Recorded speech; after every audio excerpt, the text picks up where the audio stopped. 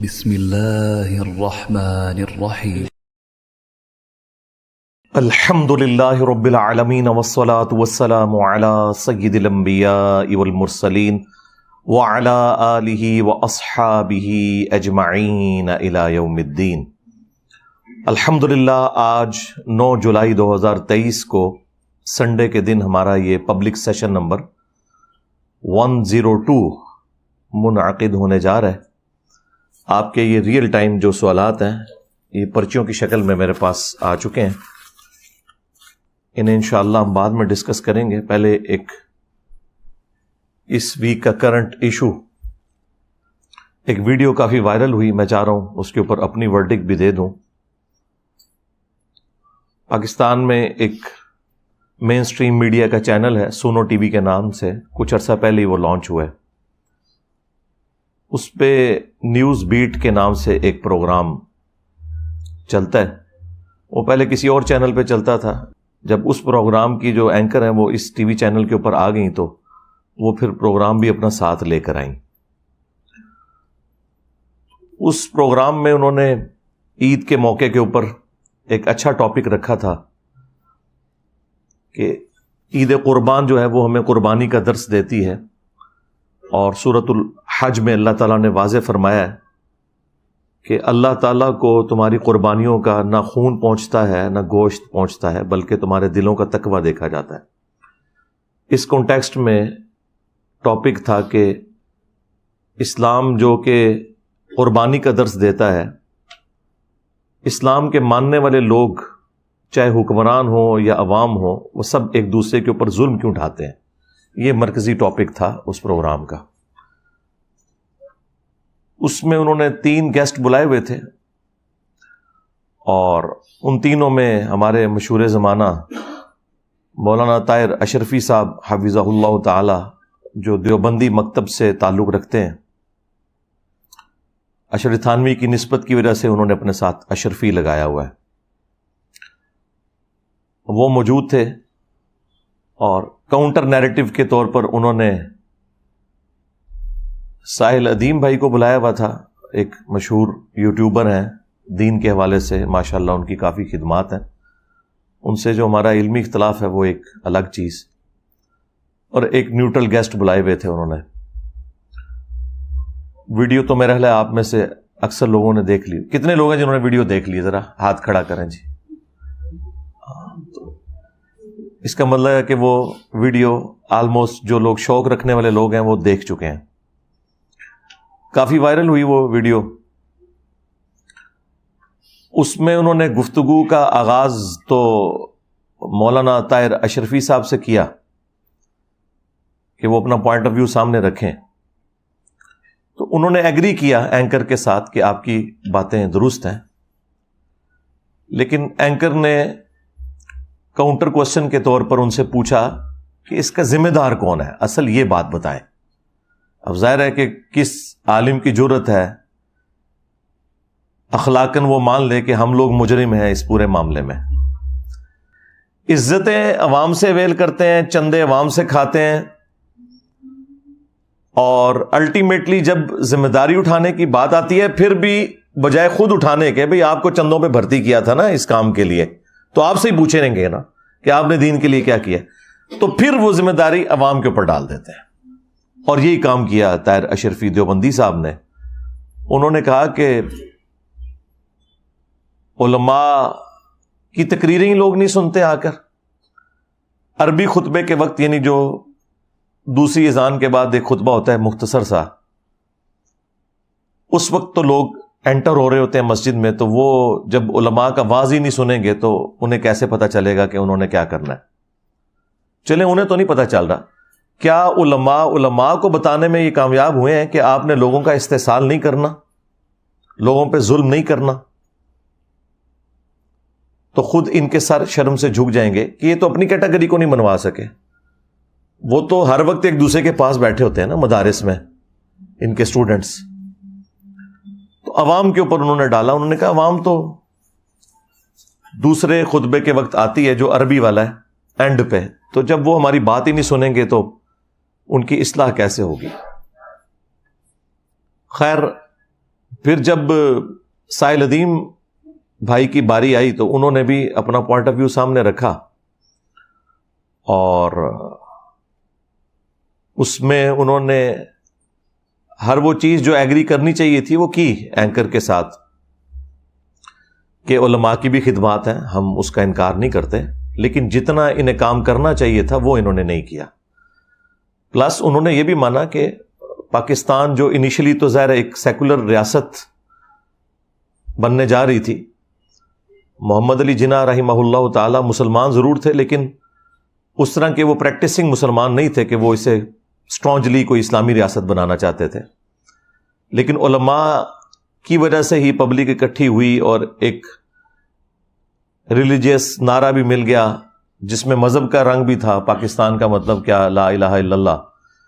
اور پھر پاکستان بننے کے بعد سب سے زیادہ اگر کریڈٹ میں کسی کو دیتا ہوں تو مولانا مودودی رحمہ اللہ تعالی ہیں، قرارداد مقاصد کے حوالے سے ان کی بہت بڑی کنٹریبیوشن ہے، اور اس میں جب یہ بات مان لی گئی کہ پاکستان میں حاکمیت اعلیٰ کا مالک جو ہے وہ اللہ ہے، اور پاکستان کی عوام اس حق کو اس اعتبار سے ایگزیکیوٹ کریں گے کہ وہ اپنے نمائندے چنیں گے، لیکن پاکستان میں کوئی بھی قانون قرآن و سنت کے خلاف نافذ العمل نہیں ہوگا۔ اس کے بعد جو کوئی اس میں باریکیاں ہیں، ان میں کچھ کمزوریاں موجود ہیں، لیکن اوورآل ان پرنسپل یہ بات مان لی گئی، اور اسی پہ مولانا مودودی رحمہ اللہ تعالی نے ورڈکٹ دی تھی کہ آج ریاست پاکستان نے کلمہ پڑھ لیا ہے۔ یعنی اس سے پہلے وہ ایک صرف عام ڈیموکریٹک ملک بنا تھا، لیکن قرارداد مقاصد کے بعد وہ اسلامی جمہوریہ پاکستان، جس میں ریاست کا جو دستور ہے وہ اسلام اورینٹڈ ہوگا، لیکن ساتھ ہی ساتھ جو غیر مسلم ہیں انہیں بھی مکمل آزادی ہوگی۔ اب یہ بھی نہیں ہونا چاہیے کہ اسلام کے نام کے اوپر یہاں پہ رہنے والے ہندوؤں کا یا کرسچنز کا استحصال کرنا شروع کر دیا جائے۔ پاکستان کے جھنڈے میں ایک وائٹ کلر کی پٹی ہے جو اس چیز کو ریپرزینٹ کرتی ہے کہ مسلمانوں کے علاوہ بھی باقی لوگوں کے لیے یہ امن کی جگہ ہے، اور گرین والا پورشن انہوں نے مسلمانوں کو ریپرزینٹ کرنے کے لیے رکھا ہوا ہے۔ تو علماء کی جو کنٹریبیوشن ہے اسے ساحل ادیم بھائی نے کہا کہ ہم ایکسیپٹ کرتے ہیں، اس میں تو کوئی دوسری رائے نہیں ہے، لیکن جتنا کام انہیں کرنا چاہیے تھا اتنا یہ کر نہیں سکے۔ اور پھر انہوں نے اس میں مزید چیز ایڈ کی کہ 52 خطبات سال کے، یعنی ہر جمعے کا خطبہ علماء کے پاس اویلیبل ہے، پبلک نے آنا ہی آنا ہے مسجد میں، تو یہ اپنی بات کنوے کر سکتے تھے، لیکن ان کے اندر کوئی ایسی اٹریکشن ہی نہیں ہے جو سو کالڈ دنیاوی سیاسی رہنماؤں کے اندر موجود ہے، کہ ان کے جلسوں میں تو لاکھوں لوگ آ کے بات سن لیتے ہیں، اور تقریر سے پہلے ہی گراؤنڈ کے اندر لوگ موجود ہوتے ہیں۔ جس طرح یہاں میرے اس سٹیج پہ آنے سے پہلے یہاں 300-400 بندہ انتظار کر رہا ہوتا ہے، حالانکہ یہ سنڈے کا دن ہے، یہاں نماز بھی نہیں ہوتی، نماز مسجد میں لوگ پڑھتے ہیں، جمعے والے دن تو پھر بھی نماز پڑھنی ہوتی ہے، مجبوری ہوتی ہے، لوگوں کو آنا چاہیے، لیکن نہیں لوگ بات سنتے۔ تو انہوں نے کہا کہ یہ اب دیکھنے کی ضرورت ہے کہ علماء کے اندر اٹریکشن کیوں نہیں ہے، کہ 52 خطبات اویلیبل ہیں ان کے پاس، یہ اپنی بات کنوے کر سکتے تھے لیکن نہیں کر سکے یہ۔ اور جمعے کے خطبات بھی لوگ جو ہیں وہ عین وقت پہ مسجد کے اندر آتے ہیں سننے کے لیے۔ اب یہ والا جو پورشن ہے یہ آلریڈی طاہر اشرفی صاحب نے خود مانا ہوا تھا کہ لوگ نہیں آ کے ہماری بات سنتے۔ اب وہی بات جب ساحل ادیم بھائی نے ریپیٹ کی تو یہ ان کو کاٹ گئی، مطلب بات تو سیم ہی ہو رہی تھی، لیکن وہ اسے اپنے اوپر کرٹیسزم انہوں نے سمجھ لیا۔ پلس انہوں نے یہ کہا کہ دیکھیں آئنسٹائن ہے یا اسی طریقے سے دنیا میں جو بڑے بڑے لوگ ہیں ان کی لیگیسی کوئی آگے جماعتیں نہیں لے کے چل رہی، نہ ان کے پاس کوئی پلیٹ فارم ہے، ان کا اپنا کام بول رہا ہے، اور لوگ پیشن کے ساتھ جو فزکس کی فیلڈ کے لوگ ہیں وہ آئنسٹائن کو نیوٹن کو پریزنٹ کرتے ہیں، اسی طریقے سے کیمسٹری کی فیلڈ کے لوگ اپنے بڑوں کا ذکر کرتے ہیں، اور لوگوں کو انہوں نے اس اعتبار سے قائل کر لیا اور بات ٹھیک بھی ہے. سائنس نے آج ہماری جو زندگی آسان کی ہے، یہ ساری برکات ہمیں اجمیر شریف والوں نے تو نہیں دی ہیں، نہ بغداد شریف والوں نے دی ہیں، اور نہ دیوبند شریف نے، اور نہ بریلی شریف نے. یہ بیچارے تو پوری زندگی یہی نہیں طے کر سکے کہ اسپیکر میں نماز ہونی چاہیے یا نہیں ہونی چاہیے. شروع میں تو ان کے فتاوی جات اس کے اوپر آتے رہے، تصویر کے مسئلے پہ آتے رہے، اور اب حالت یہ ہے کہ یہ اسپیکر اور تصویر کسی زمانے میں اشرف علی تھانوی اور احمد بریلوی دونوں کے نزدیک حرام تھا، اور آج ان کی لیگیسی جو لوگ لے کے چل رہے ہیں وہ گریجولی اس لیول تک پہنچے کہ اسپیکر اور تصویر پہلے حرام ہوئی، اس کے بعد پھر مباح ہوئی، پھر مستحب ہوئی، اب واجب اور فرض ہو چکی ہے. مولوی سٹارٹ نہیں ہوتا جو اسپیکر تو بغیر، کیمرے تو بغیر. اس کا مطلب ہے کہ علماء کو جو دور جدید کے تقاضے ہیں یہ سمجھنے میں عوام سے بھی زیادہ ٹائم لگتا ہے. یہ سوچنے کی بات ہے نا. اس کا مطلب ہے کہ عوام الناس کا انٹلیکچوئل لیول ان سے زیادہ ہے. عوام کو پہلے سمجھ آ جاتی ہے کہ بھائی یہ وہ تصویر نہیں ہے جس تصویر کی ممانعت تھی شریعت میں. چند انٹلیکچوئل علماء بھی تھے، علماء عرب، مولانا مودودی، ڈاکٹر اسرار، ڈاکٹر طاہر القادری، یہ وہ لوگ تھے جو شروع سے ہی اس تصویر کو اس کیٹیگری میں نہیں سمجھتے تھے. لیکن جو آرتھوڈاکس قسم کی جو روایتی سوچ ہے وہ تو شروع سے ہی ان چیزوں کے مخالف رہے، اور آج اس کے بغیر سٹارٹ نہیں ہوتے. لیکن اب لیٹ ہو چکے ہیں کیونکہ انجینئر صاحب میدان میں آ گئے. اور یہ جو بعض لوگوں کو زوم ہو گیا نا کہ انجینئر صاحب پہلے آ گئے ہیں، اس وجہ سے میں کہتا ہوں جی مجھے چھوڑ دیں، آپ لوگ کوئی علمی ویڈیو بنائیں، میں اپنے چینل سے اسے شیئر کرواتا ہوں، ہم دیکھ لیتے ہیں لوگ آپ کی بات سنتے ہیں کہ نہیں. آپ کی بات میں کوئی وزن ہی نہیں ہے. اور خدا نہ خواستہ اگر آپ کامیاب ہو گئے قرآن و سنت بیان کرنے میں، اور یہ میں صرف مزاح کے طور پر کہہ رہا ہوں، میری تو خواہش ہے، تو میں تو اپنے سٹیج پہ آپ کو بٹھاؤں گا جس پہ آپ قرآن و سنت آ کے بیان کریں، بجائے فقہ حنفی بیان کرنے کے، صوفیاء کے جھوٹے واقعات بیان کرنے کے، بابوں کی کتابوں کے ریفرنسز دینے کے. اللہ کی کتاب اور اس کے محبوب صلی اللہ علیہ وآلہ وسلم کی سنت بیان کریں جو اتھینٹک نالج ہے، تو لوگ آپ کی بات سنیں گے. تو لوگ ہمیں کہتے ہیں کہ جی یہ چونکہ آپ پہلے آ گئے، میں کہتا ہوں جی ہم ابھی بھی نہ آئے ہوتے. ہم نے جو اب یہ مزاج لوگوں کا بنا دیا نا کہ قرآن و سنت کے بغیر چیز ایکسیپٹ نہیں کرنی، میری ویڈیوز نہ بھی اپلوڈ ہوں تب بھی ان کو کوئی نہیں سنتا، کیونکہ ان کے پاس کوئی چیز بتانے کے لیے ہے ہی نہیں ہے جو یہ بتائیں. اور اگر وہ کچھ بتائیں گے تو پھر ان کو اپنے سارے پرانے بزرگوں سے اعلان برات کرنا پڑے گا. ان کے تو عقائد و نظریات کسی اور ہی فکر کے اوپر تھے. اچھا، اب یہ جو چند ایک باتیں انہوں نے کی جب سائل ادیم بھائی نے، تو اب باری تو تیسرے نیوٹرل گیسٹ کی تھی، لیکن وہ مولانا طاہر اشرفی صاحب، چونکہ آپ کو پتا ہے مولوی تو سمجھدار ہوتا ہے، اسے سمجھ آ گئی کہ بھئی یہ تو معاملہ کسی اور طرف جا رہا ہے. انہوں نے کہا جی مجھے پہلے 2 منٹ بول لینے دیں. اچھا، تو وہ اینکر نے ترس کھایا کہ چلو مولانا صاحب ہیں، ان کی بھی بیچ میں کوئی ایک آدھ جملہ لے لیتے ہیں. حالانکہ اصولاً ایسا نہیں کرنا چاہیے تھا، وہ اپنی باری پہ بولتے ہیں نا. تو وہ اینکر کو اگر یہ پتا ہوتا کہ یہ اٹھ کے بھاگ جائیں گے تو وہ کبھی بھی ان کو اس طرح چانس بیچ میں نہ دیتے. تو انہوں نے کہا کہ جی میں تو ایسے بدتمیز شخص کے ساتھ بیٹھ ہی نہیں سکتا. انہیں یہ سمجھ آ گئی تھی کہ یہ ابھی 5 منٹ میں میں نے اتنی کروا لی ہے اپنی اور اپنے بڑوں کی، اور اگلے 1 گھنٹے کے اندر تو بچنا ہی کچھ نہیں ہے. جو آپ کو یاد ہے کہ میں نے بھی 1.5-2 سال پہلے کہا تھا کہ اسی کو کہا تھا، یہ اس وقت گورنمنٹ میں تھا نا، میں نے کہا تھا کہ تجھے بڑا شوق ہے نا مناظرے کروانے کا، تو بیٹھ پی ٹی وی کے اوپر اور بلا لے جتنے بڑے بلا سکتے ہو. تقی عثمانی صاحب کو بلانا ہے، مفتی منیر صاحب کو بلانا ہے، کسی اور کو بلانا ہے بلاؤ، اور لائیو پروگرام چلے. اپنے موقع پہ تم بولو، پھر میں بھی ریبٹل کروں گا، میں بتاؤں گا کہ ان کے عقائد اور نظریات کیا ہیں المحنت علی المفنت کے اندر، اور قرآن و سنت میں کیا عقیدے لکھے ہوئے ہیں. تو دودھ کا دودھ پانی کا پانی ہو جائے گا. اور وہ میری کرامت 1.5-2 سال کے بعد ظاہر ہوئی کہ آپ دیکھ لیں یہ اتنی دیر ہی بات سن سکتے ہیں. اصولی بات یہ سن کے تو اٹھ گئے ہیں. ابھی تو ریفرنسز کے ساتھ اگر میں بیٹھا ہوں تو کیا حال ہو. وہ نیو ٹی وی کے اوپر آپ نے دیکھ نہیں لیا،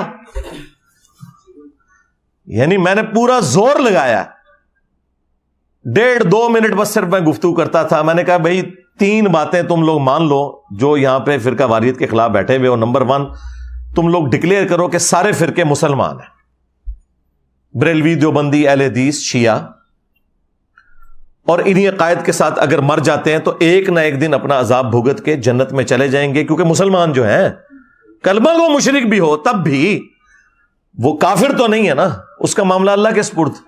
چلو ان جنرل بات کر دو کہ یہ تمام فرقے مسلمان ہیں, نمبر 1. نمبر 2, ان سب کو چندہ دینا جائز ہے, جو تمہاری زندگی موت کا مسئلہ ہے. اسی کے اوپر ہی تو الگ ہوئی ہیں مسجدیں. آپ اسلام آباد میں دیکھیں کتوں کی طرح لڑتے ہیں یہ مولوی, کتوں کی طرح.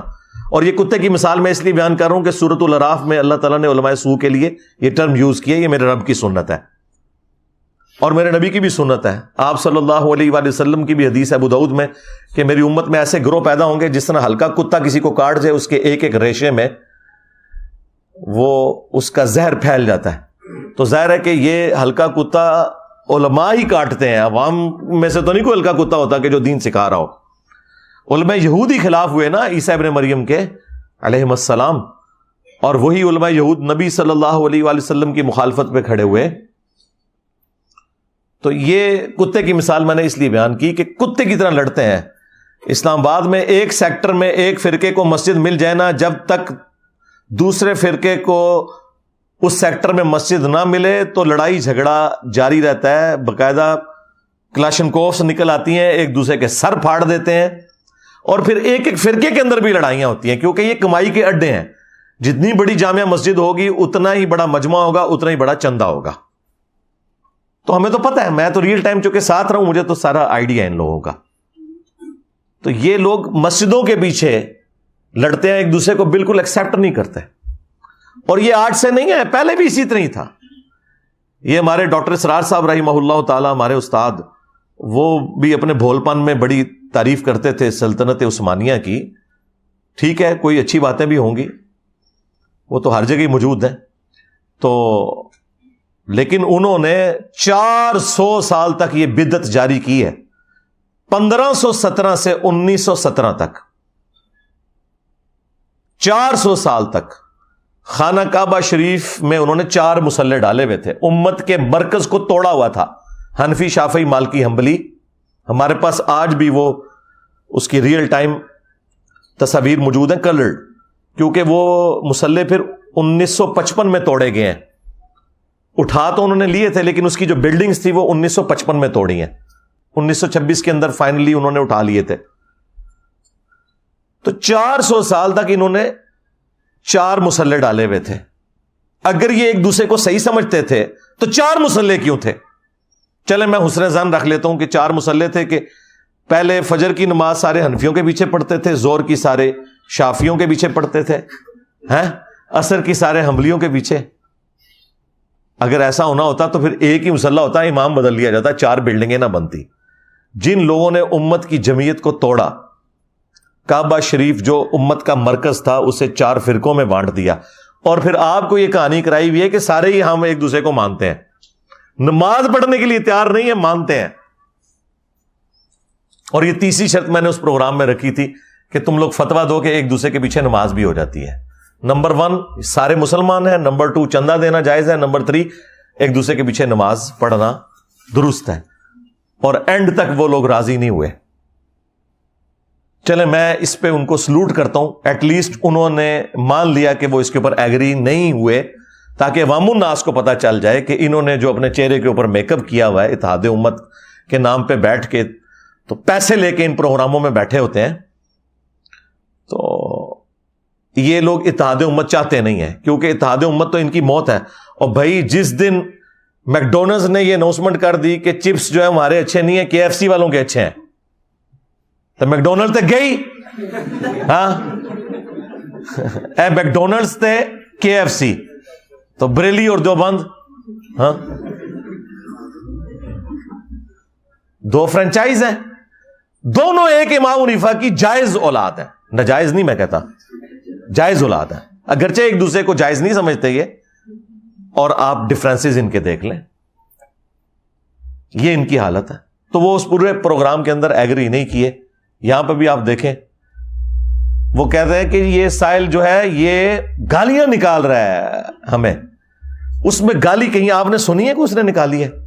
سرکار ان کے لیے یہی گالی ہے کہ آپ انہیں یہ کہہ دیں کہ بھئی آپ کی تقریر تو سننے کے لیے کوئی تیار ہی نہیں ہے, اس کو گالی سمجھتے ہیں. کیڑی سے بھی چھوٹا دل ہے ان لوگوں کا.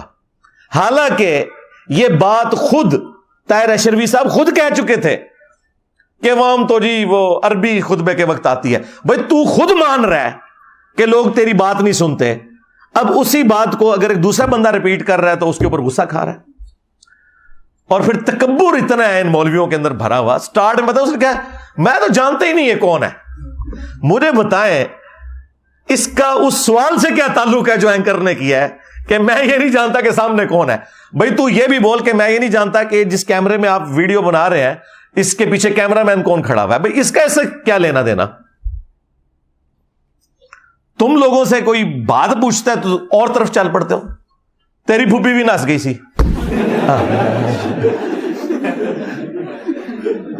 بات ہے کرنے والی. سوال کوئی اور ہو رہا ہے تو پھوپھی کی تو ناچ گئی بھائی, پھوپھی بے شک ناچ گئی ہوئے لیکن سوال تو اپنی جگہ قائم ہے. تو کہتا میں تو اسے جانتا ہی نہیں ہوں یہ کون ہے.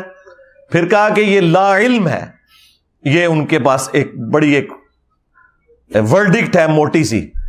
پھر کہا کہ جی یہ اسے اخلاق ہی نہیں ہے, اور یہ جو ہے علماء کے یہاں پہ بخیے ادھیڑ رہا ہے مولوی صاحب کہہ کے. تو مولوی صاحب کہہ رہے ہیں نا, اور کیا کہے تمہیں؟ پادری صاحب کے مولوی ہو نا, اور کیا ہو. اور یہ ریسپیکٹیبل ورڈ ہے, تمہاری وجہ سے بدنام ہوا نا, ٹھیک ہے نا. اس سے بہتر اور لفظ کیا ہو سکتا تھا؟ اور پھر یہ کہتا ہے کہ جی انتہائی بےہودہ انسان ہے یہ بےہودہ کا لفظ بھی اس نے استعمال کیا.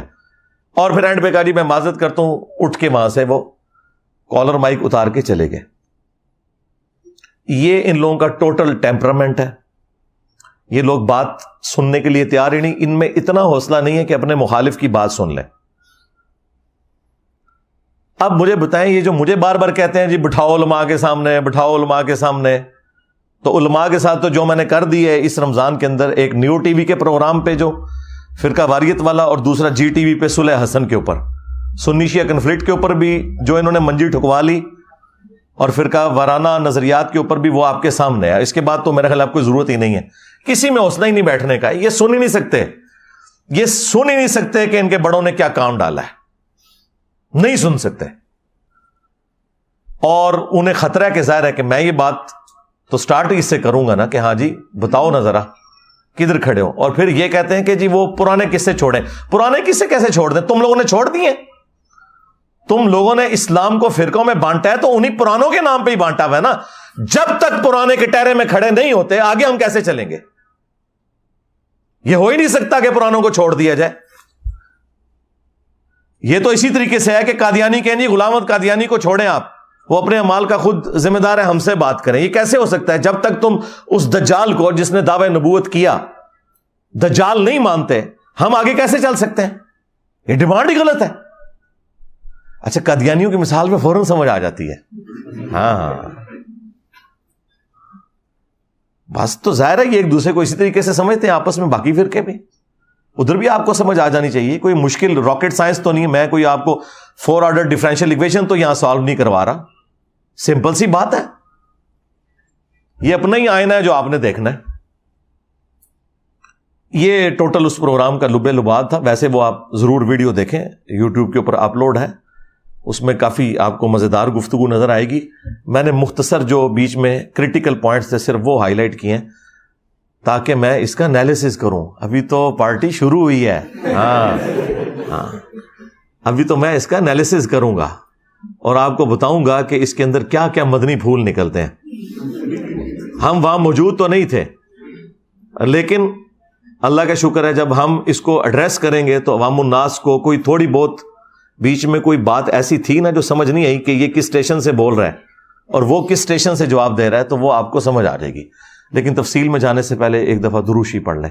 اللہم صلی علی محمد وعلی آل محمد واصحاب محمد وازواج محمد وامت محمد اجمعین الی یوم الدین. پہلے تو ہم شروع کرتے ہیں میٹھی میٹھی باتوں سے. یعنی کہ ساحل ادیم بھائی نے جو باتیں کی ہیں ان کا میں کریٹیکل انالیسس کروں گا. طاہر اشرفی صاحب کو ہم پھر بعد میں دیکھیں گے. ساحل ادیم بھائی نے وہاں جو بنیادی بات کی تھی نا ایک، وہ یہ تھی کہ یہ اصل وجہ جو ہے نا اس سارے کے سارے ایشو کی، وہ ہے اس امت کی اور علماء کی قرآن سے دوری. قرآن ہمارے پاس اللہ کی کتاب موجود تھی، لیکن اس کتاب کو ہمارا وہ طبقہ یعنی علماء کا جو کسٹوڈین تھا وہ اس طریقے سے اٹریکٹ فل فارم میں پبلک تک پہنچا نہیں سکا، جس کی وجہ سے باوجود اس کے کہ 52 ٹائمز وہ سال میں یعنی ہر ہفتے ایک دفعہ جمعے کا ممبر اس کے پاس اویلیبل ہے، اس طرح کی فیسلٹی اور کسی بھی جو موومنٹ ہے اس کے پاس موجود نہیں ہے جو اسلام کی اس تحریک میں موجود ہے. اس کے باوجود اس سے کوئی فائدہ نہیں اٹھایا جا سکا. اور یہ ذلت جو کچھ ہم دیکھ رہے ہیں اس کے پیچھے جو بنیادی وجہ ہے وہ یہی ہے. تو بالکل ٹھیک ہے، یہ کوئی نئی بات نہیں ہے. یہ بات اللہ کے محبوب صلی اللہ علیہ وآلہ وسلم نے پہلے ہی فرما دی تھی. صحیح مسلم میں حدیث ہے کہ اللہ کے محبوب صلی اللہ علیہ وآلہ وسلم نے فرمایا، بے شک اللہ تعالیٰ اس کتاب کی وجہ سے بعض لوگوں کو عروج دیتا ہے اور بعض لوگوں کو پستی کا شکار کرتا ہے، زوال پذیر کرتا ہے. اور پریکٹیکلی ہم نے دیکھا ہے. اس لیے تو ڈاکٹر اقبال نے اسی مسلم شریف کی حدیث کی ٹرانسلیشن کی تھی جواب شکوہ میں، وہ زمانے میں معزز تھے مسلمان ہو کر اور تم خوار ہوئے تارک قرآن ہو کر. یعنی صحابہ اکرام علیہم رضوان اور اہل البیت علیہم السلام نے نبی صلی اللہ علیہ وآلہ وسلم کی نصیحت پر عمل کرتے ہوئے قرآن کو پکڑا اور زمانے کے امام بن گئے، اور تمہاری خواری کی وجہ ہے قرآن کو چھوڑنا. یہ بات بالکل ٹھیک ہے، اور مجھے یہ بات کہنے میں کوئی عار نہیں ہے کہ یہ اگرچہ بڑا ایک بھاری جملہ ہے، اس میں پرانے بزرگ بھی جو ہے وہ تخت مشق بن جائیں گے، لیکن ظاہر ہے کہ اسلام کی چونکہ حمیت پہلے نمبر پہ ہے. ہمارے پرانے بزرگ بھی فقہی بحثوں میں الجھے رہے، قرآن ان سے بھی اوور لک ہوا. جب یہ فقہی بحثیں شروع ہوئی نا اختلافی مسائل کی وجہ سے، ساری کی ساری بحثیں فقہ، اور اس کے بعد تھوڑا بہت کوئی کام ہوا تو حدیث کے اوپر. قرآن کے حوالے سے آپ کو اس بڑے لیول کا کام نظر نہیں آئے گا جس طرح کی ریکوائرمنٹ تھی. یہ آج کے دور میں تو اگر آپ کو یہ نظر آ رہی ہے نا ریولوشن، اس میں top of list doctor Iqbal کا کردار ہے، اور اس کے بعد اصل جو کردار ہے دنیا میں وہ مولانا مودودی رحمہ اللہ کا ہے. اور انہی کا فیض آپ کو آگے نظر آ رہا ہے. یہ انہی کے ہی اسٹوڈنٹس ہیں ڈاکٹر اسرار صاحب رحمہ اللہ تعالی اور ڈاکٹر فرد ہاشمی حفظہ اللہ تعالی. یہ انہی کے ہی اسٹوڈنٹس ہیں. ڈاکٹر فرد ہاشمی کے جو والد تھے وہ جماعت اسلامی کے سرگودا کے امیر تھے. اس وقت پریزنٹ ورلڈ میں دنیا میں جہاں قرآن کی آواز نظر آ رہی، ایون نعمان علی خان وہ بھی انڈائریکٹلی مودودی صاحب کے اسٹوڈنٹ ہیں، کیونکہ ڈاکٹر اسرار صاحب کے اسٹوڈنٹ ہیں آگے سے. تو دنیا میں جہاں کہیں آپ کو قرآن کی آواز اس وقت نظر آ رہی ہے نا، اس کے پیچھے مودودی صاحب کی خدمات ہیں. یہ بات ماننے میں کوئی آر نہیں کسی کو ہونی چاہیے. اب اس پہ غم کھایا جائے کہ اللہ تعالیٰ نے کو مولوی کیوں نہیں چنا اس کام کے لیے، تو بھائی پاکستان بنانے کے لیے بھی اللہ تعالیٰ نے کو مولوی نہیں چنا. ہاں، اور بعد میں نہ مولانا مودودی کوئی مولوی تھے، نہ کوئی ڈاکٹر اسرار صاحب مولوی طبقے سے تھے، نہ احمد دیدار صاحب، نہ ڈاکٹر ذاکر نائک. یہ اللہ تعالیٰ اپنا کام جس سے مرضی لے لے. اللہ چاہے تو ایک ایسے شخص سے جس کی زبان میں لکنت ہے 300 سال کی فرعون کی حکومت ختم کروا دے. وہ اللہ نے اپنی پاور شو کرنی ہوتی ہے نا. تو یہ اللہ کے فیصلے ہوتے ہیں. تو یہ ڈاکٹر اقبال کا جو شعر ہے یہ مسلم شریف کی حدیث کی ٹرانسلیشن ہے. وہ زمانے میں معزز تھے مسلمان ہو کر اور تم خوار ہوئے تارک قرآن ہو کر. یہ بات بالکل ٹھیک کی ساحل ادیم نے. اور اللہ کے محبوب صلی اللہ علیہ وآلہ وسلم کی تربیت اللہ تعالیٰ نے قرآن میں خود کر دی تھی.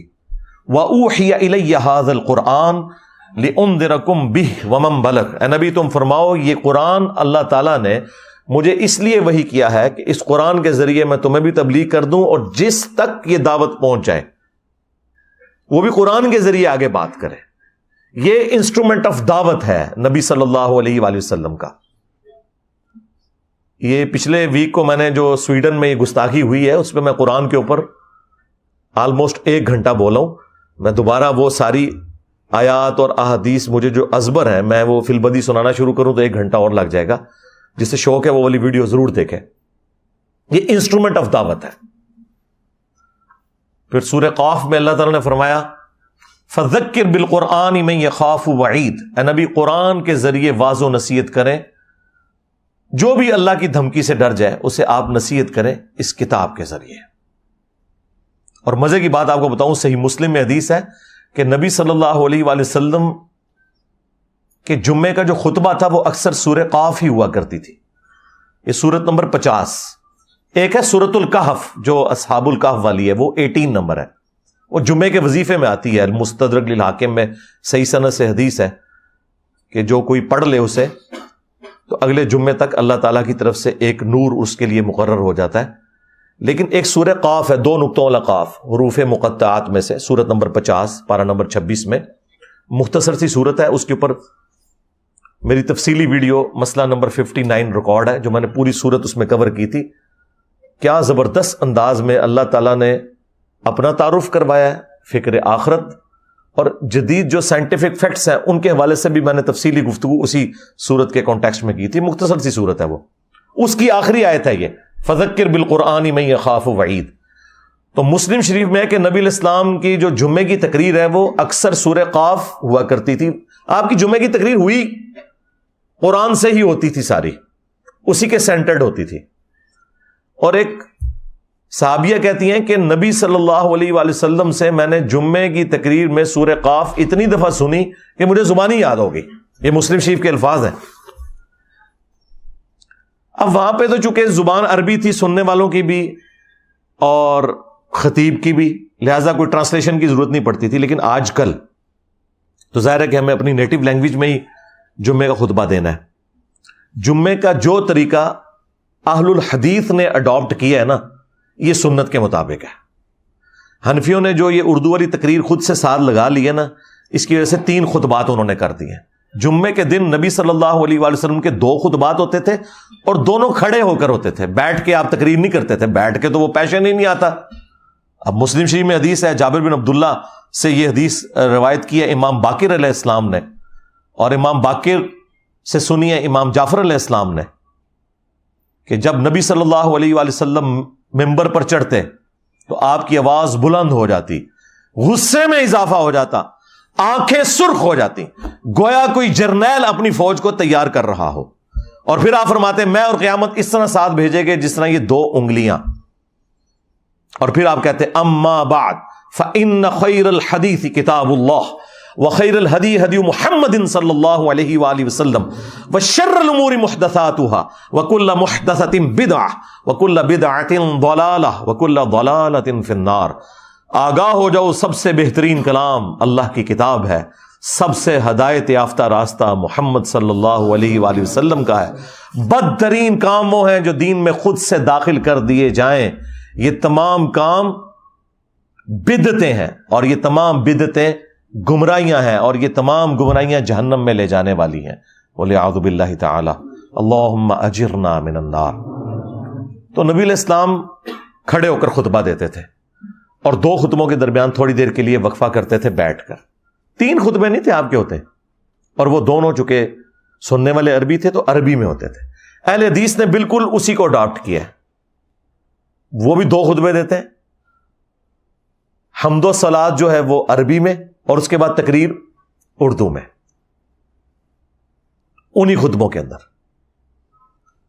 اور کھڑے ہو کر, تاکہ وہ خطیب کا جوش بھی نظر آئے. جمعے کا خطبہ جو ہے وہ غامدی سٹائل میں تو نہیں ہونا, اس سے تو دنیا میں چینج نہیں آئے گی. چینج تو آئے گی اگریسو سٹائل سے.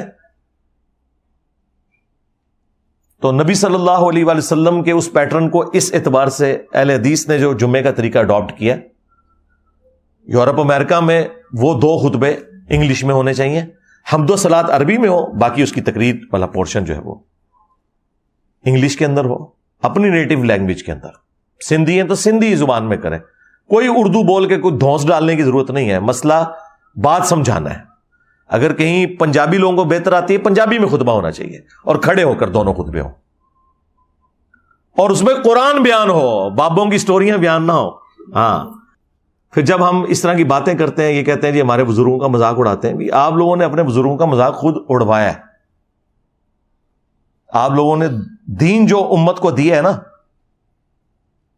سواریاں سوار کی ہیں مکے اور مدینے کی آوازیں لگا کر، عزتیں اویل کی ہیں تم نے اللہ اور اس کے رسول کے نام کے اوپر، عز و جل و صلی اللہ علیہ وآلہ وسلم. چندے بٹورے ہیں، جدادیں منائی ہیں، لیکن الٹیمیٹلی دھوکہ یہ دیا ہے کہ اس امت کو جا کے تم نے بغداد شریف، اجمیر شریف، دیوبند شریف میں جا کے پھینک دیا. غداری کی ہے تم لوگوں نے رسول اللہ کے ساتھ صلی اللہ علیہ وآلہ وسلم. پھر دیکھ لو اللہ تعالیٰ نے کتنی بڑی بلا تھوڑے ہوتے چھڑ دیتی ہے. کہندے نے جی انسانی تاریخ ہی جتنا بڑا فتنہ نہیں آیا. بالکل صحیح کیا ہے تو، اوڑا پیر نہیں جنہیں میرے سر دی قیمت رکھی ہے. ہاں، انہوں نے کیا ہے کہ اتنا بڑا فتنہ اسلامی تاریخ ہی نہیں آیا. بالکل اے عربی والا فتنہ تواڈے ہوتے اتنی بڑی آزمائش کدے پئی نہیں سی. یہ بالکل صحیح بات کی ہے. بہت برا وقت آیا ہے، وہابیاں ہوتے بھی تے دیوبندیاں ہوتے بھی تے بریلویاں ہوتے بھی تے شیعہ ہوتے بھی. تا وقت ہے کہ یہ لوگ اپنی فرقہ واریت کو چھوڑ کر اس شخص کے ساتھ اپنی نسبت مضبوط نہ کر لیں کہ جس کی قبر مدینے میں صلی اللہ علیہ وآلہ وسلم. سیدھی سی بات ہے. تو ان لوگوں نے دین کے ساتھ یہ کچھ کیا تھا، دین کو ٹیمپر کیا ہے. جامعہ ترمذی میں حدیث موجود ہے، سلسلہ احادیث صحیحہ میں شیخ البانی نے لی ہے کہ عدی بن حاتم، جو حاتم تائی مشہور فیاض تھے نا عرب کے، ان کا بیٹا مسلمان ہوا، اس نے سلیب لٹکائی ہوئی تھی اپنے گلے میں. اللہ نے ہدایت دی، نبی الاسلام کے پاس حاضر ہوئے، کہا یا رسول اللہ قرآن میں ایک آیت ہے جو مجھے کھٹکتی ہے، چونکہ میں خود کرسچن رہا ہوں. تو یہ قرآن میں جو لکھا ہوا ہے اتخذوا احبارہم ورہبانہم اربابا من دون اللہ، سورہ التوبہ آیت نمبر 31، کہ یہود و نصارہ نے اللہ کو چھوڑ کر اپنے راہبوں کو، علماء کو، جوگیوں کو اور صوفیوں کو، احبار یعنی وہ علماء جو علم کی گہرائی میں اترے ہوئے ہوں، رہبان یہ راہب کی جمع ہے، صوفی جوگی، یہ اعلیٰ حضرت نے بھی یہی ترجمہ کیا ہوا ہے، یہی بنتا ہے. ان کو اپنا رب مان لیا تھا اللہ کے مقابلے پر. تو یا رسول اللہ ہم تو اپنے علماء کی کوئی عبادت نہیں کرتے تھے، اپنے جوگیوں صوفیوں کی کوئی عبادت نہیں کرتے تھے. آپ علیہ السلام نے فرمایا کہ مجھے بتاؤ کہ کیا تم اپنے ان صوفیوں، جوگیوں، علماء کے کہنے پر، احبار اور رہبان کے کہنے پر حلال چیز کو حلال اور حرام کو حرام نہیں تصور کر لیا کرتے تھے؟ ان کا یا رسول اللہ ایسے ہی تھا. فرمایا یہی تو ان کو رب بنانا ہے، کیونکہ شریعت کا کسٹوڈین اللہ ہے اور اس کا ریپریزنٹیٹو وقت کا پروفٹ. اچھا یہاں پہ تو عدی ابن حاتم کو جواب دینا چاہیے تھا، جو ہمارے مدرسوں میں سکھایا جاتا ہے کہ یا رسول اللہ اگر علماء سے پوچھ کر نہ چلتے تو کس کے پیچھے چلتے؟ کتنے گیا میرا دماغ. دیکھو جب عدی ابن حاتم سے حضور یہ کہہ رہے تھے کہ تم اپنے علماء اور بزرگوں کے کہنے پر حلال کو حلال اور حرام کو حرام نہیں مان لیتے تھے، تو ان کو کہنا چاہیے تھا یا رسول اللہ ڈگری تے ہونا گول ہے نا، وہی دسن گے منو دین، میں تو جاہل ہوں، میں نے تو علماء سے پوچھ کے ہی چلنا تھا نا. اس کا مطلب ہے اللہ کے نبی کیا کہہ رہے تھے کہ علماء سے پوچھ کے ضرور چلو لیکن دلیل بھی دیکھو، اور اگر کوئی بڑے سے بڑا مولوی بھی قرآن و سنت کے خلاف بات کرے تو تمہیں چھوڑ دینا چاہیے تھا. اور یہ سیم بات قرآن میں بھی لکھی ہوئی ہے، ایتونی بکتاب من قبل ھذا او اثارۃ من علم ان کنتم صادقین. نبی ان کافروں سے کہو کہ اگر تم اس قرآن کو نہیں مانتے نا، لاؤ اس سے پہلے کوئی اور کتاب جو اللہ کی طرف سے نازل ہوئی ہو، یا انبیاء کے آثار یعنی احادیث یا سنت، ان سے مجھ سے آ کے بات کرو. یہ کیا بات ہوئی کہ بزرگوں نے فرما دیا اور ہمارے بابوں نے کہہ دیا؟ لاؤ کتاب، یعنی اللہ کے نبی علیہ السلام کو بھی یہ سکھایا گیا آپ نے ان سے کتاب ڈیمانڈ کرنی. ایتونی بکتاب من قبل ھذا، ایک کتاب مانگنی، دوسری کیا؟ او اثارۃ من علم، یا علم کے آثار، سنت، کتاب اور علم. تو یہی تو ہم نے عرض کیا کہ نام ہے بابی، نام ہے بابی، میں ہوں مسلم علمی کتابی، علم بھی کتاب بھی. ایتونی بکتاب من قبل ھذا او اثارۃ من علم ان کنتم صادقین. یہاں آپ لوگوں کو بتایا نا جناب کہ یہ لکھا ہوا ہے جی قرآن و سنت میں، آگے سے جناب پڑھ جاتے ہیں اور کسٹوڈین دین کے بنے ہوئے ہیں. آپ اندازہ کریں، آپ فزکس کے پروفیسر کو تو بھری کلاس میں یہ کہہ سکتے ہیں کہ حضرت یہ جو آپ نے فارمولہ لکھا ہے کتاب میں اس طرح نہیں ہے، وہ آپ سے نہیں لڑے گا، وہ کہے گا تھینک یو بیٹا. مولوی کیا کہے گا؟ Thank you. مولوی کا ایٹیچیوڈ کیا ہوگا؟ آپ کو علماء سے بات کرنے کا طریقہ ہی نہیں آتا، نال ترے چار ویسے ہی پڑتی کیتے انہوں نے سجے کھبے. یا پھر اینڈ پہ جب زیادہ غصہ آئے گا نا، آپ ذرا کمرے میں تشریف لیں. واہ واہ، اللہ دے بندے ہو، تقریراں کر دو باہر اوپر مجمع، سوال پوچھنے سے کمرے میں تشریف لیں، کوئی جواب ہی نہیں آتا ہوتا. اور کمرے چ نہ جانا، مہربانی کریے. انہوں کو تقریر باہر کی تھی جنا تے جواب بھی باہر دو گے. ہمیں تو بڑا بتایا کہ حضرت عمر سے پبلکلی لوگوں نے جب پوچھا حضرت سلمان فارسی نے کہ آپ نے کرتا کیسے سلوایا ہے، وہ کمرے میں جا کے تو نہیں پوچھا تھا، تقریراں کر دو باہر تے سوال دے دو جواب اندر. تو یہ ان کا ایٹیچیوڈ قرآن و سنت کے بالکل منافی ہے، ان کا کوئی لینا دینا نہیں میرے بھائی. یہ افسوس کی بات ہے کہ اگر آپ کو اچھے نان چاہیے تو 10 نان بھائیوں کے پاس جائیں تو کوئی ایک اچھا مل ہی جائے گا. اچھا کپڑا چاہیے تو 10 دکانوں پہ پھریں، ایک آدھ اچھا کپڑا کی دکان مل ہی جائے گی. لیکن آپ 10 مدرسے گھومیں نا اور آپ کہیں کہ مجھے کوئی دین مل جائے صحیح والا، تو افسوس کے ساتھ دین آپ کو مدرسے سے نہیں مل رہا ہوگا، دین آپ کو ڈاکٹر اسرار سے مل رہا ہوگا، مولانا مودودی سے مل رہا ہوگا، احمد دیداس سے مل رہا ہوگا. یہ کتنا بڑا علمی ہے. بس یہ وہی ہے جو صحابہ کرام کو بھی اللہ تعالیٰ نے دھمکی لگائی تھی، اگر تم نے دین کا کام چھوڑ دیا تو ہم تمہیں ختم کر کے پھر ایسی امت لے آئیں گے وہ کسی ملامت کرنے والے کی پرواہ بھی نہیں کرے گی، وہ اس کی کمٹمنٹ اللہ کے ساتھ ہوگی. تو سیدھے شاہی کوئی نہیں ہو. اور میرا تو یہی خیال ہے کہ یہ مولویوں سے اللہ نے ہاتھ اٹھا لیا. پہلے تو صرف ہاتھ اٹھایا سی نا، ہوں جناب میرے ہاتھ کے ذریعے گھاٹے پکڑوا لینا. صرف پہلے ہاتھ چکیا ہوا سی. اللہ تعالیٰ اپنے بندوں سے کام لیتا ہے جی دین کا. اس طرح دستاریں پہن کر، جبوں اور کبوں سے مشکل مشکل عربی الفاظ بول کر، عربی اشعار پڑھ کے، یہ اس طرح کو دنیا میں نہ تبدیلی آتی ہے، نہ اللہ تعالیٰ کو اس طرح کے مسلمان مطلوب ہیں کہ وہ اس قسم کی روش کو اختیار کریں کہ ہمیشہ پرابلم اینڈ کے اوپر کھڑے ہوں. آپ دنیاوی پروفیسر سے پوچھتے ہوئے نہیں ڈرتے، ان سے آپ ڈرتے ہیں. اور پھر ان کے اندر تکبر دیکھیں کتنا بھرا ہوا ہوتا ہے، کتنا تکبر ان کے اندر بھرا ہوتا ہے. ان کے پاس آخری اربا پتہ کیا ہوتا ہے؟ اور جی آپ کے پاس تو ڈگری نہیں ہے، آپ بات ہی نہیں کر سکتے. اور اپنی ڈگری کا ان کا یہ حال ہے کہ دیوبند کے مفتی کو بریلویوں کا بچہ بھی کہتا ہے گستاخ رسول نے جنمی. اے تہاڈی کتے دی بھی اوقات نہیں تہاڈی ڈگری دی. جب ایک عام بریلوی دیوبندیوں کے مفتی کو کہہ دے کہ یہ جنمی اور گستاخ ہے،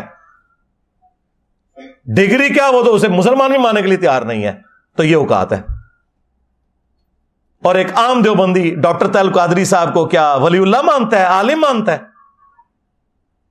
گمراہ کہتے ہیں. بریلویوں کے بزرگوں کو گمراہ کہتے ہیں. تو یہ ٹوٹل ان کی ڈگری کی اوقات ہے کہ ایک دوسرے کو گمراہ سمجھتے ہیں. اور یہ نہ سمجھیے گا کہ یہ آج کے لوگوں کا حال ہے، پرانے بھی یہی کچھ تھے.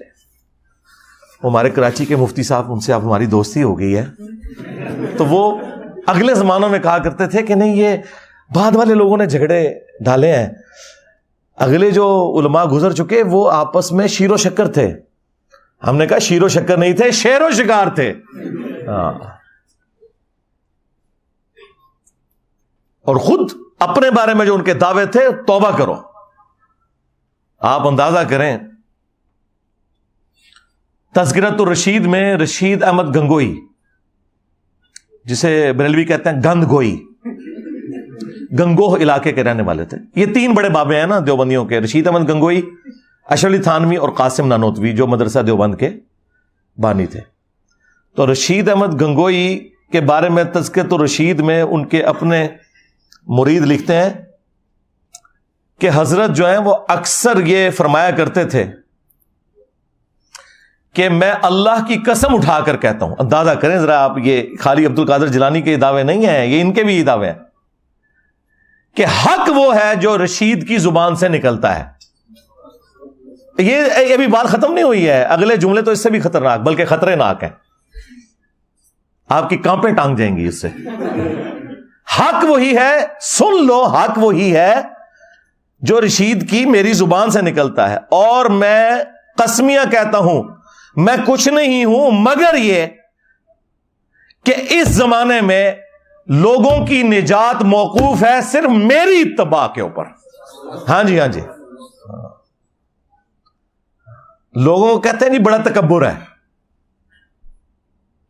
اور دوسری طرف احمد رضا بریلوی صاحب نے اپنی وفات سے چند گھنٹے پہلے اپنے بیٹوں کو وصیتیں لکھوائی ہیں جو پرنٹ ہوئی ہیں وصایا شریف کے نام سے. اس میں احمد رضا بریلوی صاحب نے وصیت پتہ کیا کی ہے؟ میرا دین اور میرا مذہب جو میری کتابوں سے ثابت ہے, تمہارے لیے تمام فرائض سے بڑھ کر اہم فرض اسے پکڑنا ہے. میری کتابوں سے, کتابوں سنت سے نہیں. یعنی میں تو آپ کہتا ہوں قرآن میں لکھا ہے, بخاری مسلم لکھا, انہوں نے کہا نہیں, جو میں نے بتایا ہے میرا دین اور میرا مذہب جو میری کتابوں سے ثابت ہے. خالی میرا دین میرا مذہب کہتے تو ہم مان لیتے وہ اسلام کی بات کر رہے ہیں, لیکن انہوں نے کہا نہیں, جو میری کتابوں سے ثابت ہے. یہ ان کا تکبر کا عالم یہ تھا. لیکن ایک دوسرے نو انہوں ایک دوسرے پھر ہاتھوں ہاتھ لیندے سن. توبہ کرو, اس طرح لیندے سن کہ چولہا لا کے رکھ چھڑتے سن ایک دوسرے دیاں. وہ میں آپ کو بعد میں کچھ مثالیں دوں گا. پہلے مجھے وہ ایک تذکرۃ الرشید کی وجہ سے وہ یاد آ گئی وہ بات. طاہر اشرفی نے اپنی اس ویڈیو میں ساحل الدین کو کہا کہ یہ بڑا بےہودہ ہے. تو میں پھر طاہر اشرفی صاحب کو بتاتا ہوں کہ بےہودگی کن لوگوں کے اندر ہے. آئے ہائے ہائے ہائے. اشرف تھانوی صاحب نے کتاب لکھی ارواح ثلاثہ, 3 اولیاء کی کرامات جو اپنے بزرگوں کو انہوں نے ڈکلیئر کیا ہے. ان میں قاسم نانوتوی, رشید احمد گنگوئی بھی شامل ہیں. تو وہ اس میں کہتے ہیں کہ ایک دفعہ کوئی مدرسے میں پروگرام تھا بڑے لیول کا. آج کل کے مفتی تو چھپ کے ان کے ویڈیو بنتے ہیں نا, یہ وہ ویڈیو ہے جو پبلکلی بنی ہوئی ہے, سی سی ٹی وی میں نہیں ہے. اور اس کے راوی ایک سکہ اور صدوق دیوبندی عالم اشرف تھانوی صاحب ارواح ثلاثہ میں لکھتے ہیں, وہ کہتے ہیں کہ جی ایک دفعہ کوئی مجمع تھا ہمارے مدرسے کے اندر, تو مولانا قاسم نانوتوی کو رشید احمد گنگوئی صاحب نے پبلکلی چرپائی پہ اپنے ساتھ لٹا لیا. ہاں اچھا, لٹایا. اس کے بعد انہوں نے کروٹ اپنی ان کی طرف کی اور عاشق صادق کی طرح ان کے سینے پہ ہاتھ پھیرنا شروع کر دیا. یہ لکھا ہوا ہے, نہ لکھا ہوا مجھے پکڑ رہی ہو. اور اس کا وہی مطلب ہے جو آپ سمجھ رہے ہیں. ہاں یہ میں بتاؤں, اس کی وجہ یہ ہے کہ قاسم نانوتوی صاحب نے کہا کہ میاں لوگ کیا کہیں گے. ہاں میاں لوگ کیا کہیں گے. تو رشید احمد گنگوئی صاحب کہتے ہیں لوگوں کو کہنے دو جو کہتے ہیں.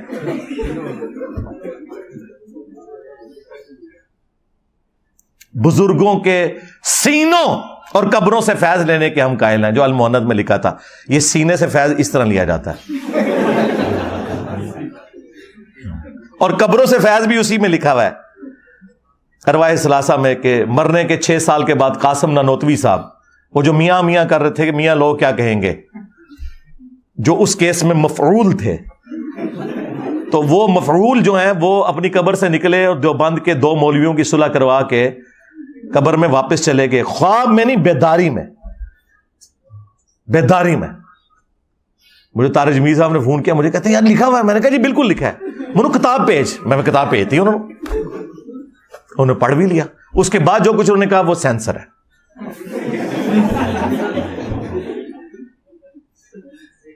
تو یہ 6 سال بعد قبر سے نکلے ہیں, لیکن چونکہ نکلنے والا دیوبندی تھا لہذا توحید ہے. اگر بریلوی نکلا ہوتا تو شرک ہوتا. یہ ان کا ٹوٹل اوقات ہے ایک دوسرے کے ساتھ. اب واپس ہے وہ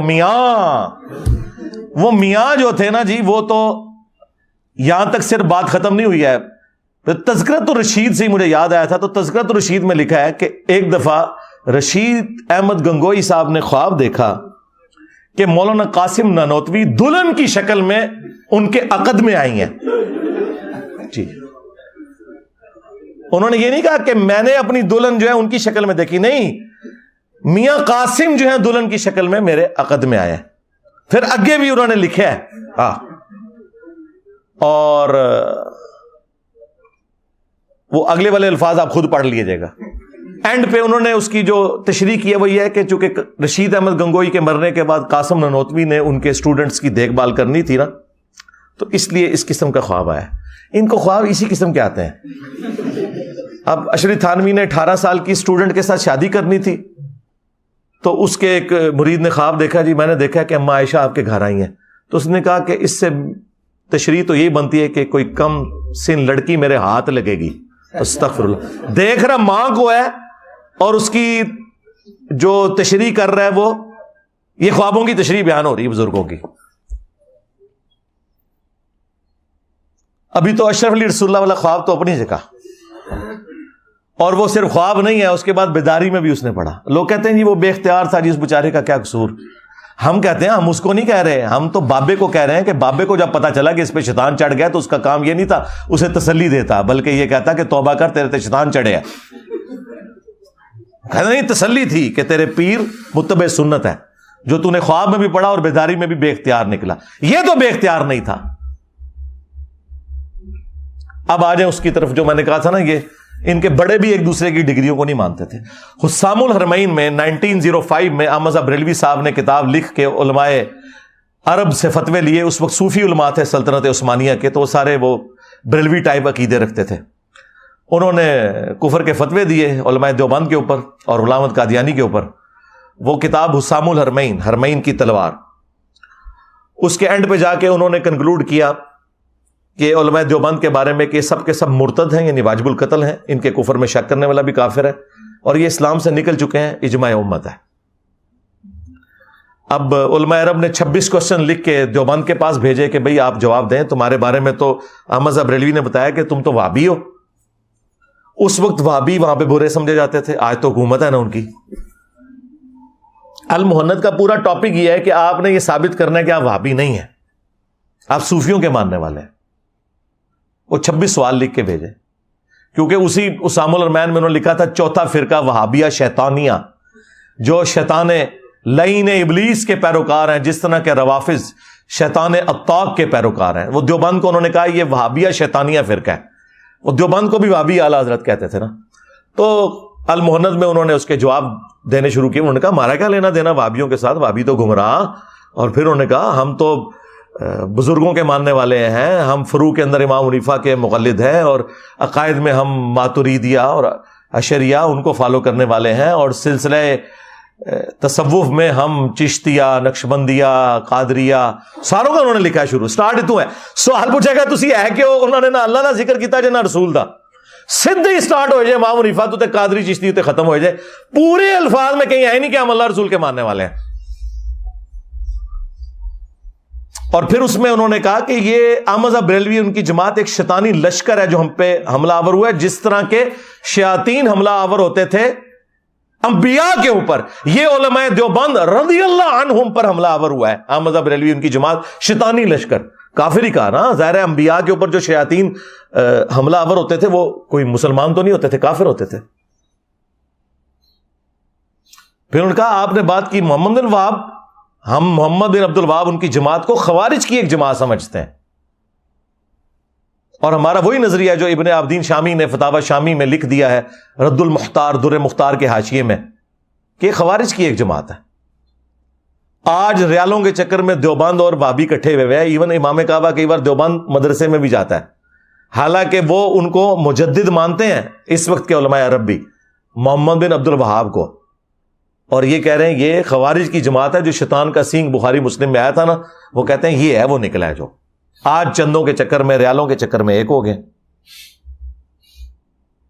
اور بریلوی، احمد رضا بریلوی صاحب بھی، ان کے ماننے والے بھی ان کو خوارج ہی سمجھتے ہیں. جال حق میں مفتی احمد یار خان نعیمی صاحب نے سیم وہی رد المختار کی عبارت نقل کی ہے. یہ تو ذرا ایک بعد میں ان کا تھوڑا آپس میں اختلاف ہو گیا، ادروائز یہ دونوں ایک ہی ہیں پیچھے سے. امداد اللہ مہاجر مکی بابا ہے بریلویوں کا بھی دیوبندیوں کا بھی. تو یہ ایک دوسرے کے بارے میں یہ عقیدہ رکھتے ہیں. اور پھر اعلیٰ حضرت تو جس شان سے حملہ آور ہوئے ہیں وہ تو پھر انہی کا خاص ہے. ملفوظات اعلیٰ حضرت ان کے بیٹے نے خود جمع کیا، اور یہ پہلی جلد میں یہ حوالہ موجود ہے جو ورڈ بائی ورڈ خود اعلیٰ حضرت نے پڑھی ہے، اور خود اس پہلی جلد کی شان میں ایک ربائی بھی لکھی ہے، وہ بھی میں ساتھ اٹیچ کروں گا کارنر پہ. کہ احمد رضا بریلوی صاحب سے پوچھا گیا کہ یہ جو وہابی ہیں دیوبند اور اہل حدیث، کیا ان کے پیچھے نماز پڑھی جا سکتی ہے؟ انہوں نے کہا ان کی تو نماز ہی باطل ہے، ان کے پیچھے نماز، ان کی تو اپنی نماز نہیں ہوتی، ان کے پیچھے کیسے کوئی نماز پڑھ سکتا ہے؟ پھر پوچھا گیا ان کی مسجد میں پڑھ سکتے ہیں اپنی؟ انہوں نے کہا کفار کی مسجد مثل گھر کے ہے.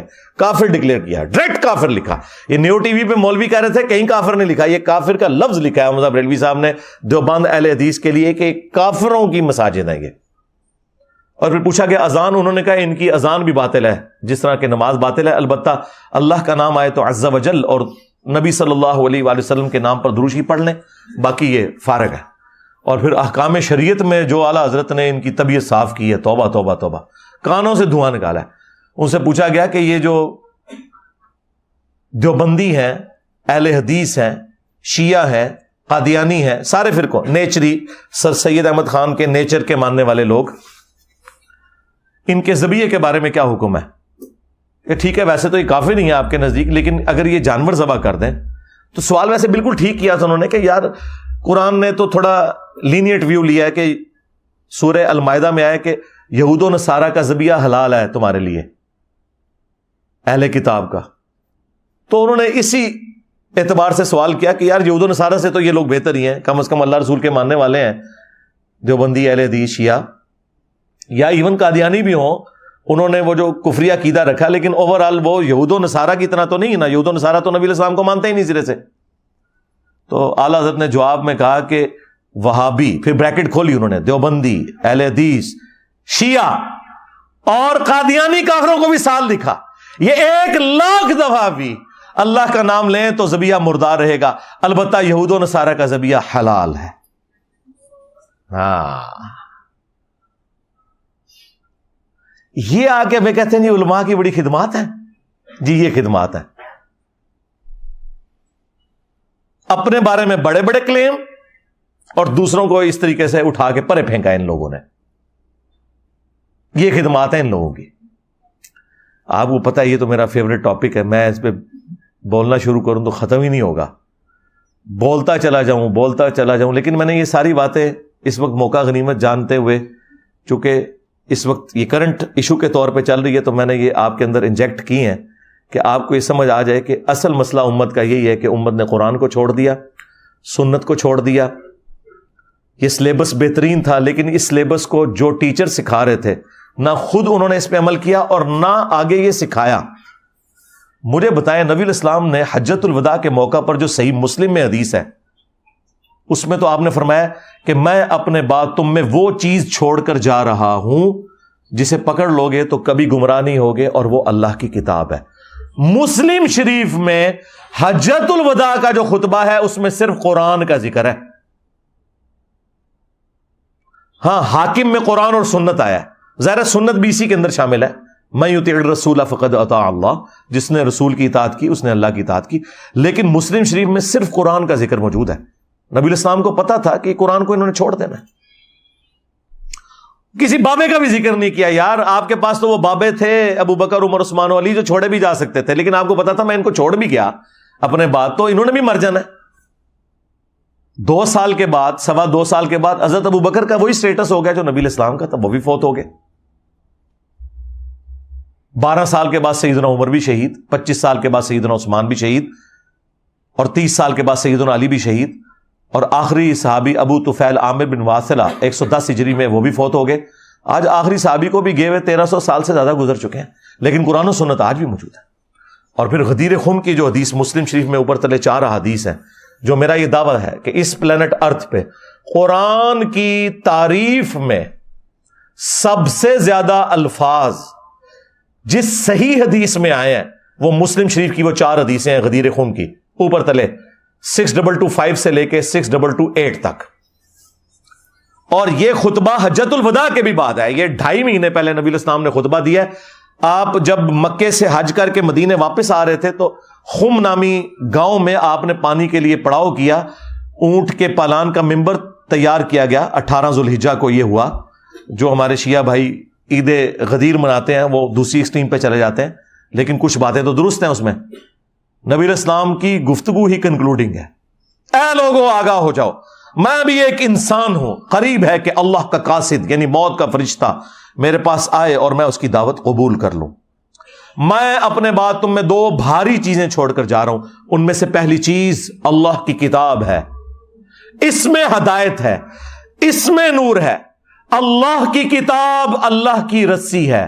ہاں وَاعْتَصِمُوا بِحَبْلِ اللَّهِ جَمِيعًا وَلَا تَفَرَّقُوا. رسی کی تشریح ہر بندے نے اپنی اپنی کی ہوئی تھی, اور نبی علیہ السلام نے کہا اللہ کی کتاب اللہ کی رسی ہے, جو اسے پکڑے گا ہدایت پر ہوگا, جو چھوڑ دے گا گمراہ ہو جائے گا. اور زید ابن ارقم کہتے ہیں پھر نبی علیہ السلام ہمیں ترغیب دلاتے رہے اللہ کی کتاب اللہ کی کتاب اللہ کی کتاب. اور پھر فرمایا دوسری بھاری چیز میرے اہل البیت ہیں, میں اپنے اہل البیت کے معاملے میں تمہیں اللہ کا خوف دلاتا ہوں, میں اپنے اہل البیت کے معاملے میں تمہیں اللہ کا خوف دلاتا ہوں, میں اپنے اہل البیت کے معاملے میں تمہیں اللہ کا خوف دلاتا ہوں. 3 دفعہ فرمایا, یعنی میرے بعد ان کے ساتھ حسن سلوک کرنا. لیکن امت بالکل الٹ چلی, نہ کتاب اللہ کو پکڑا ہدایت کے لیے اور نہ اہل البیت کو زندہ چھوڑا, بالکل الٹ چلی.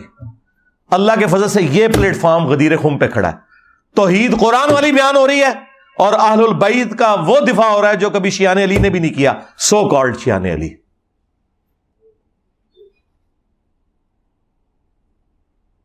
اللہ کے فضل سے ہم غدیر خم کے اوپر کھڑے ہیں.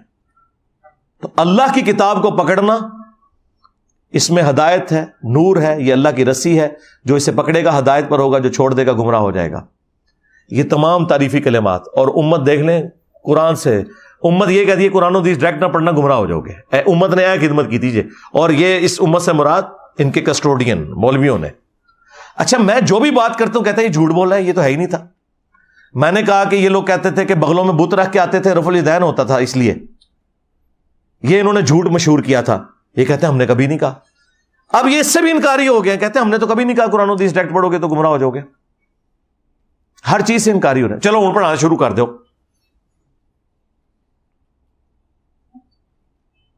ہر چیز سے پیچھے ہٹ رہے ہیں, لیکن عوام کو تو پتہ ہے نا یار کہ تم نے کیا کیا ہے, اور تم نے یہ جو ظلم ڈھایا ہے اس امت کے اوپر, اس کی تکلیف ہمارے گزری ہوئی نسلوں نے بھی بھگتی اور آنے والی نسلوں نے بھی بھگتنی تھی اگر اللہ تعالیٰ اس پلیٹ فارم کے ذریعے تم لوگوں کی مٹی نہ پلید کرواتا.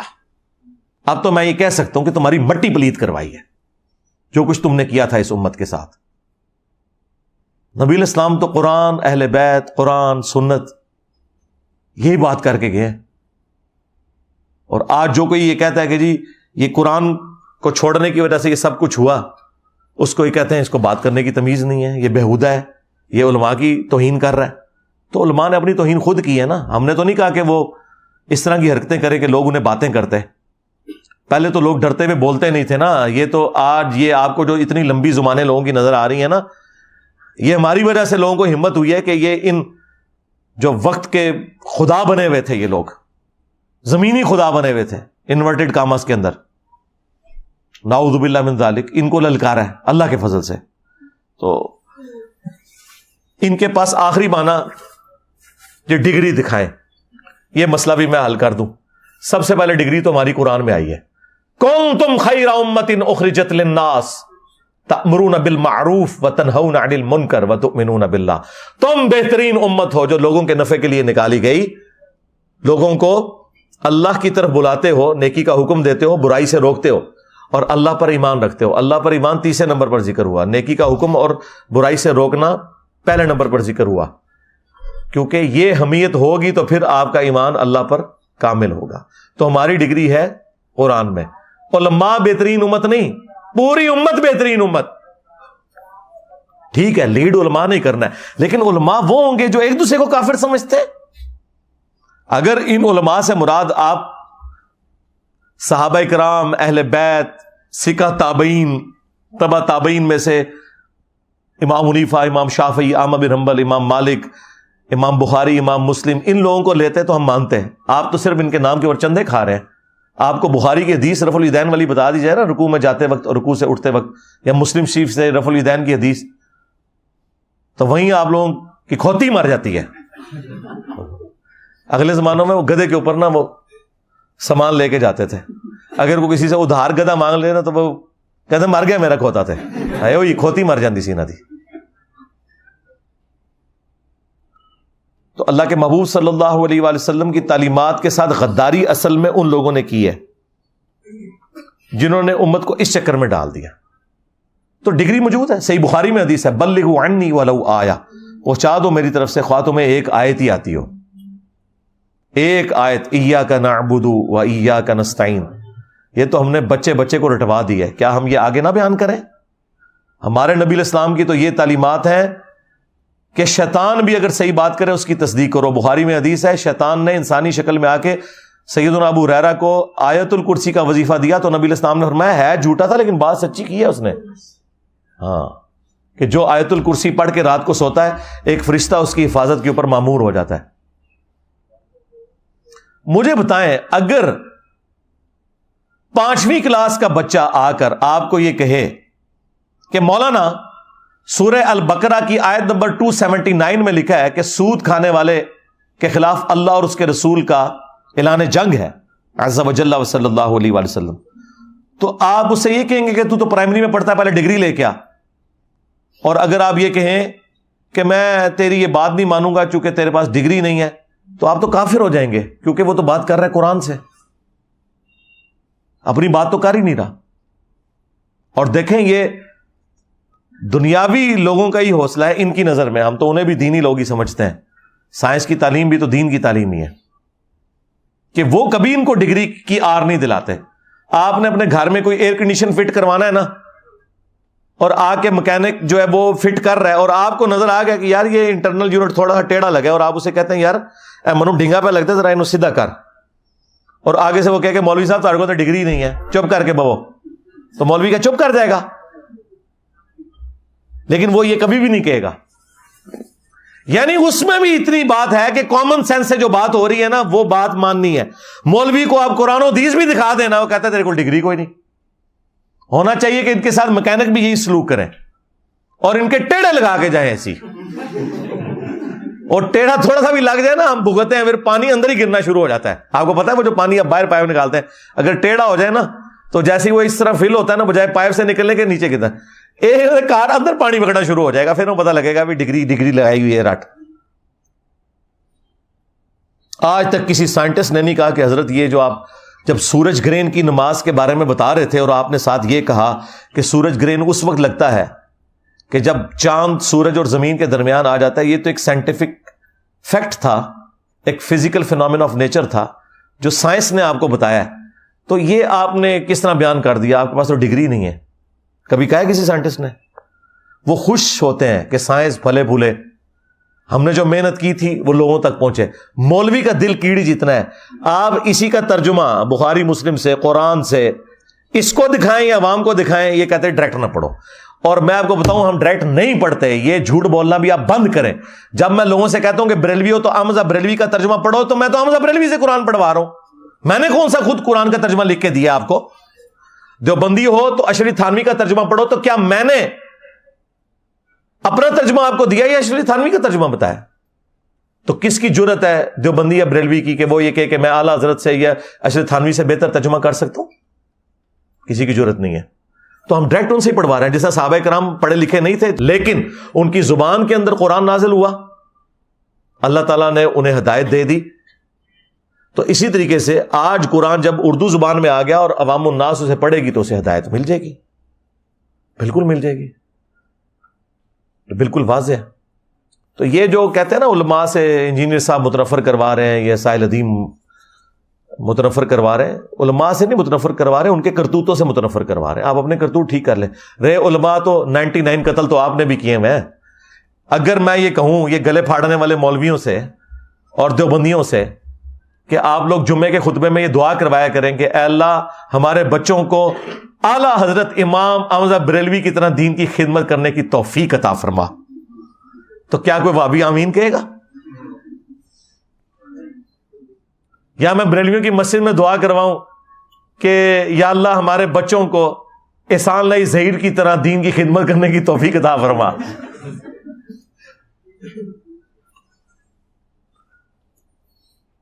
تو پھر علماء کو تو آپ خود نہیں مانتے. یہ کہتے ہیں ہمارا فرقہ, ہمارے بابے, ہمارے بزرگ, ان کے پیچھے چلنے کی توفیق دے. تو یہ تو سرکار نہیں ہو سکتا, وہ فرقوں کے بزرگ ہیں, دین اسلام کے نہیں ہیں, وہ فرقوں کے بزرگ ہیں. باقی منو بڑا وٹ ہوتا جی نہ ہوتے, ٹھیک ہے, میں اور بھی ایک گھنٹہ بول سکنا، لیکن میں ابھی فی الحال اسی کے اوپر کنکلوڈ کرتا ہوں.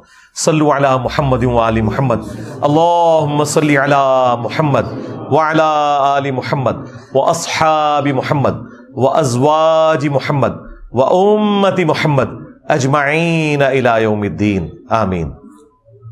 اللہم انی اسألک بانک انت اللہ لا الہ الا انت الاحد الصمد الذي لم يلد ولم يولد ولم يكن له كفوا احد وإلهكم إله واحد لا إله إلا هو الرحمن الرحيم الف لام میم اللہ لا إله إلا هو الحي القيوم اللهم صل على محمد وعلى آل محمد اللهم ربنا آتنا في الدنيا حسنة وفي الآخرة حسنة وقنا عذاب النار ربنا آتنا من لدنك رحمة وهيئ لنا من أمرنا رشدا رب ارحمهما كما ربياني صغيرا ربنا هب لنا من أزواجنا وذرياتنا قرة أعين وجعلنا للمتقين إماما اللهم اغفر لحينا وميتنا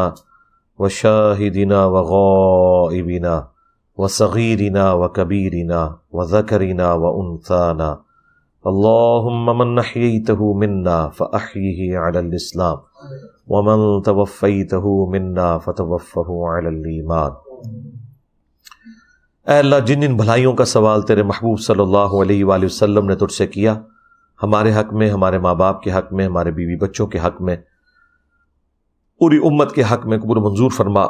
جن جن چیزوں کے شر سے تیرے محبوب علیہ السلام نے تیری پناہ طلب کی، تمام مسلمانوں کو ان چیزوں کے شر سے اپنی پناہ عطا فرما.